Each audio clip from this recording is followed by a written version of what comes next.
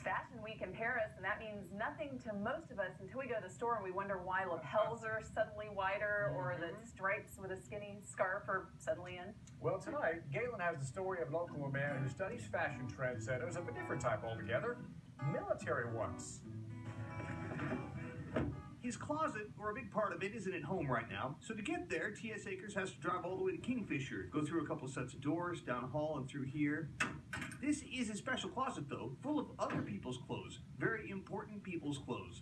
Generals' uniforms kind of clothes. Starting with dress blues, going into service uniforms. He thought it was a unique enough hobby, but he was surprised at how many people keep up and collect military fashion. In the 20th century, the American Army uniform saw a lot of changes. Frock coats held sway for generations. Generals borrowed looks from British officers first, like the Sam Brown belt.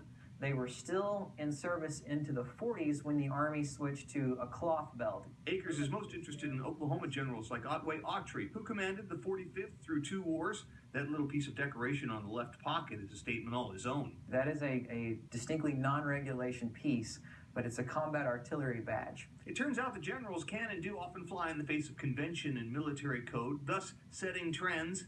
The Ike jacket became a thing after Eisenhower gave it a name. General H.F. Gregory, the Army's first helicopter pilot, kept gold buttons and trim on his jackets. Very non-regulation.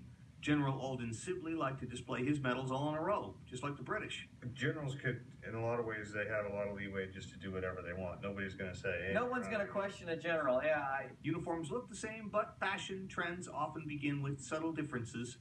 T.S. Akers knows where to look, just as he knows they often come from the top down. In Kingfisher, Galen Culver, News Channel 4. Is this a great state or what? And a portion of the collection of general officers' uniforms is on display right now. And you'll find it at the Chisholm Trail Museum, and that's in Kingfisher. The forewarned store